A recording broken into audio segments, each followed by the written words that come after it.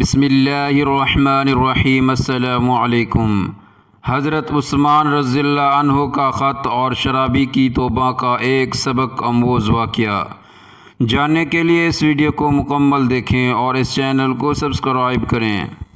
اہل شام میں ایک بڑا باراب اور قوی شخص تھا اور وہ امیر المؤمنین حضرت عمر رضی اللہ عنہ کی خدمت میں آیا کرتا تھا۔ ایک دفعہ وہ کافی دن نہ آیا تو حضرت عمر رضی اللہ عنہ نے لوگوں سے اس کا حال پوچھا۔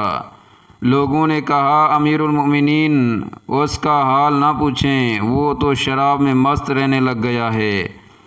حضرت عمر رضی اللہ عنہ نے اپنے منشی کو بلایا اور کہا کہ اس کے نام ایک خط لکھو۔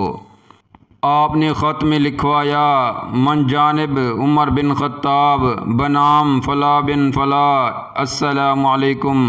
میں تمہارے لیے اس اللہ کی حمد پیش کرتا ہوں جس کے سوا کوئی معبود نہیں۔ وہ گناہوں کو معاف کرنے والا، توبہ کو قبول کرنے والا، سخت عذاب دینے والا اور بڑی قدرت والا ہے۔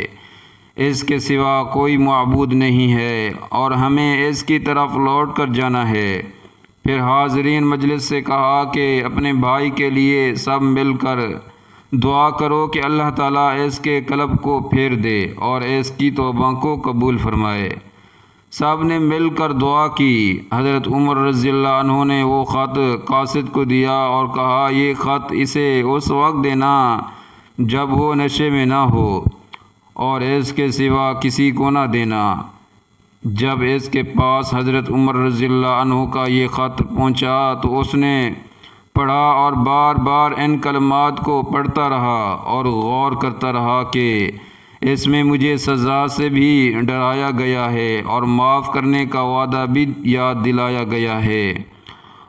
وہ خط پڑھ کر رونے لگا اور شراب نوشی سے توبہ کر لی اور ایسی توبہ کی کہ پھر کبھی شراب کے پاس نہ گیا۔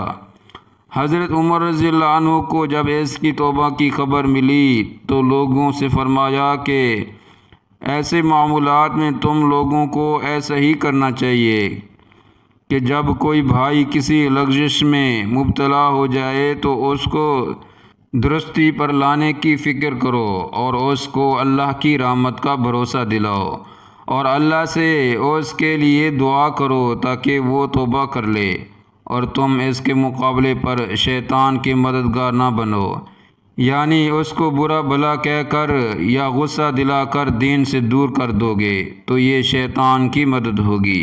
اس ویڈیو کو لائک کریں، شیئر کریں اور اس چینل کو سبسکرائب کریں۔ جزاکم اللہ خیرا۔